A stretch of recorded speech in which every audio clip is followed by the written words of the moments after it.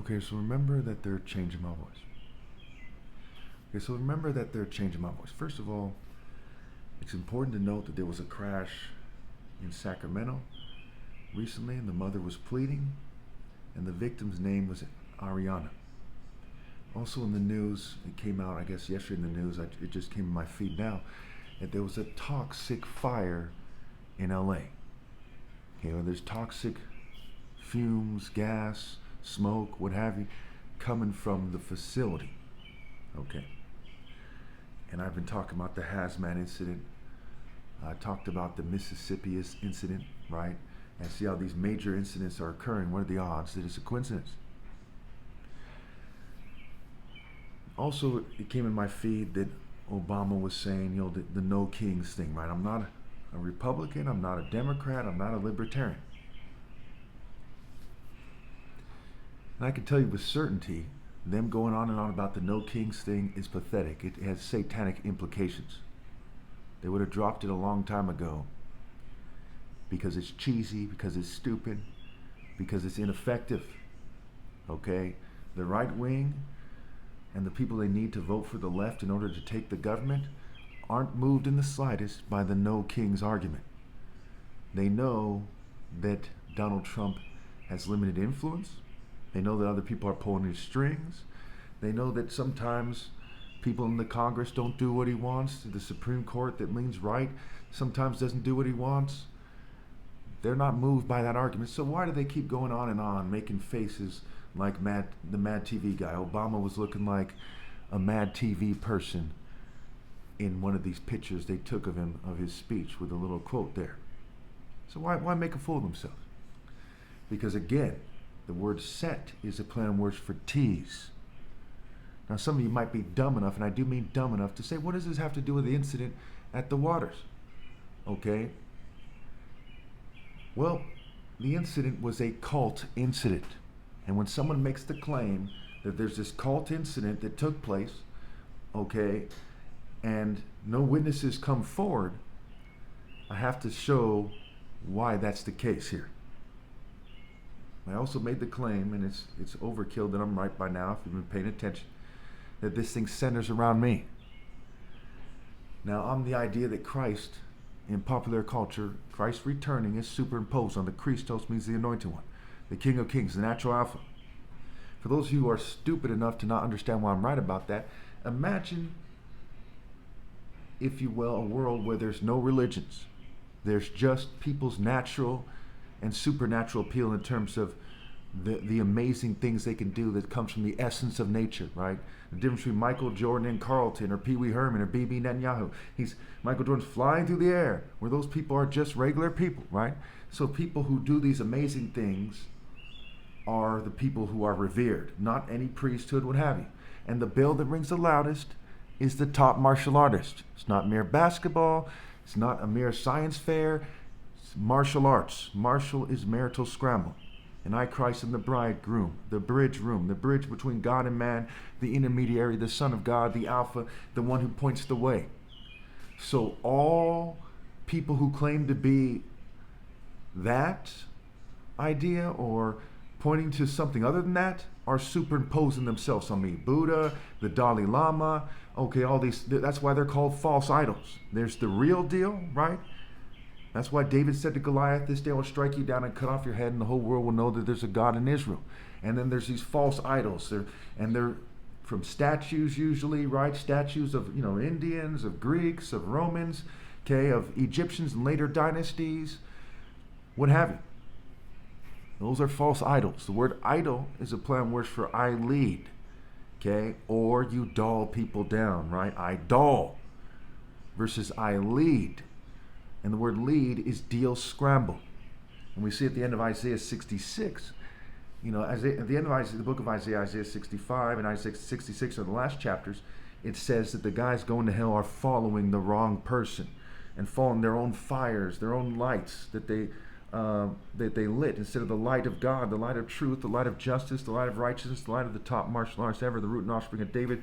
The arguments being made in David versus Goliath, 1 Samuel 17. So if we look also real briefly here, I don't want to go on and on about Bible scripture here, in Isaiah 31 verse 7. What does it say in verse 7? How does this prove Israel is an invalid state? How does it prove that people are supposed to be following me? Well, it says this. For in that day, every one of you will reject the idols of silver and gold your sinful hands have made. Now, silver in the Bible stands for insight, and gold stands for wisdom. They stand for the products of one's actions, the products of one's life, okay, the ways and paths of their God or their false God, depending on the case. So they've made these false idols out of silver and gold. Why bring up what the metal is, what they're made out of in the first place?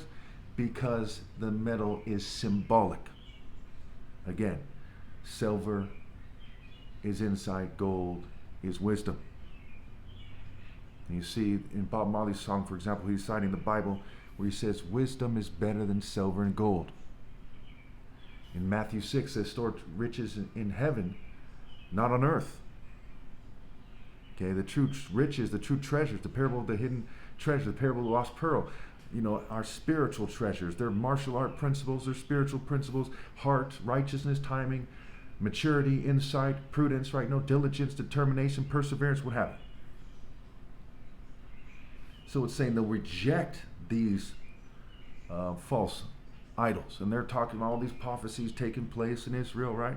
So why are there still gays in Israel? Why are there still feminists? Why are there still politicians? Why is it a secular government? Why are they still following Herzl, who was not a religious Jew as far as anyone knows? He's described as an atheist, the guy who started the Zionist movement. Why are there occultists there? Because they did not reject the idols of silver and gold for more than one reason. One, the Bible doesn't end, the Old Testament or the New Testament, with all the Jews being saved. That's not how the story ends. Okay, it says in Isaiah twice, there's no peace for the wicked. It said, those of you, Jew or Gentile alike, who are following the wrong person, will meet their end with the one they follow. Okay, it ends with them, the wicked being on earth. Okay, then when their flesh dies, they go to hell, and they're on earth. It's a pitiful earth. It's a waste of life. There's nothing there. All the women, are fair weather sluts from a long line of fair weather sluts. All the guys are some kind of cowards. That's how the story ends. Okay, the righteous are gathered to the clouds. I'm sure a lot of you heard about the rapture, right? They're raptured up. It says in Paul's letters, they're gathered into the clouds.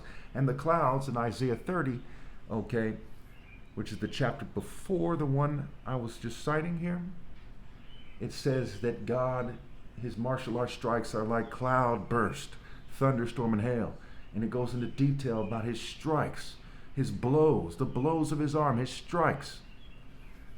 And so that's very key here when we look at what happened at the incident at the beach, where it talks about Panther Beach, right? And the Black Panther in the comics is a martial artist. Okay, and the Panther is a form of Kung Fu, Panther style Kung Fu, one of the 5 animal styles. Okay, and the Panther in the leopard societies in Africa were martial arts societies. And of course, the Black Panther was a king of Wakanda. And they have the Lion King movie, which takes place in Africa. It doesn't take place in Israel or Europe, okay? It takes place in Africa. And we all know that King Richard was some kind of a punk, and they call him King Richard the Lionheart, because some rich white people in all their arrogance has superimposed themselves on black people. Now, how do we know that it's not just the Jews doing it? Again, how do we know that it's not just the Jews doing it? They're involved, they're heavily involved. But it's not just that. Well, one, in America, the most powerful country in the world, we speak English, not Hebrew. 2, the most famous royal family at this time, quote unquote royal family, are the English royals, right? They're all in the news, what have you. It's not the king of Saudi Arabia or Jordan or whatever other royal families they have in Europe. It is, the English royal family. Then there's, King Arthur and James Bond and Robin Hood. And Freemasonry is said to start in England. One of the more telling details is that, there are millions of white millionaires and billionaires in America. Okay? There are prison gangs that are white. There's the hate groups that are white. So there's a bunch of white groups everywhere. And it is common for white people to say things like they want you to blame the Jews. That's very common. So if there's all these white people everywhere with all this money and power and all these groups everywhere, and they want you to blame the Jews, why don't they just, form a group and take them on, right? Because They work together. Now, if you were the Jews, another thing, if you're still not convinced, this should convince you. If you were the Jews, would you bring down females and ruin heterosexual desire? So obviously there's a component of LGBT people, right, involved. And everyone knows that the Greeks and the Romans were very gay, right? And there's a bunch of Greek frats and not Jewish frats. Well, I mean, there's the Jewish Greek frats in college, but they're Greek frats, okay? If you were the Jews and you weren't gay, for example, would you pass a massive gay agenda? All those Jews in the porn industry, you think they want manly-looking females in their porn? It's bad for business, okay? Would you do that? Would you have white people be the royals and not Jews? And even if they're crypto Jews, heck, I'm mixed with Jew to some degree. No one considers me a Jew, you know, depending on what you're talking about here, right? I'm Christ, but no one considers me like a white Jew. Okay, do you consider Donald Trump a Jew? Elon Musk is mixed with Jewish, but he looks textbook white. If Elon Musk and Donald Trump are Jews, then there's like no white people, there's just Jews, right? So then one way or another, we have to look at it in terms of groupings of what people identify as. And it still leads you to that whites are very much involved. But if you were Jews, would you have another races, if you were Jews and you ran the world, would you have another race dominate the world culturally, okay, be seen as the royal family, you know, of quote unquote the world, right, in that way that the English try to present themselves at? Would you have America, the most powerful country in the world, speak English? Would all your people in America, damn near, if not all of them, would you have them be whitewashed instead of traditional Jews? So no matter how you slice it, they are white, white, white. It is white culture that's the main culture that's forcing itself on the world. Not rabbi culture, not Yiddish culture, it is white culture. How many of you speak how many speak Yiddish? How many of you speak Hebrew? Okay, everyone, their mom speaks English. It was white people who speak English who colonized the world the most, not Jews. To throw that out completely and to say that it's just the Jews is insane. Now imagine, if you will, that the Jews had all their money seized and they're put in prison and so on and so forth. Would all the problems in the world stop? No. Used car salesmen would still be ripping you off. Okay, the news would still be lying to you. Politicians would still be corrupt. Okay, there'd be many police officers who are corrupt out there. Okay, we still have like the exact same problems we have now.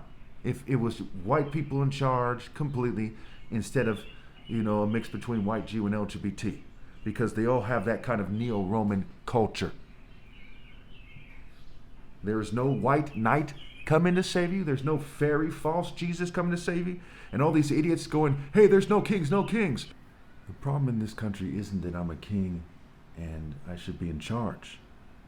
It isn't that Jesus is back and I'm Jesus. The problem is them. These politicians, these nerds in these suits, these arrogant people, these arrogant European royals, their American counterpart, and whoever else is like them. And everyone's supporting them, token minorities, the masses of people, you name it. That's the problem in this country. Okay, this country has a lot of problems. Over 2 million preventable deaths a year. One of the main countries that causes 9 million people to starve to death every year in the world. Okay, the country causes a lot of problems. And unless you're a complete monster, worse than the worst child molesters out there, you know that America needs to change its ways. And you know that its system has always been corrupt. It's always been run by sick people. It's always been a failure. Just because you mess up other places in the world to the best of your ability doesn't mean that your country isn't a failure as well. So now really quickly, I forgot to bring up the Ariana from the car accident in Sacramento. Ariana was this Indian female that my little brother dated in Santa Cruz when I dated the first female from Santa Cruz that I ever dated, named Patrice. Okay, and the next video is going to be about the various connections to Indian people in my life. And it's going to be an important video that connects things together very well for this case. So stay tuned to the playlist.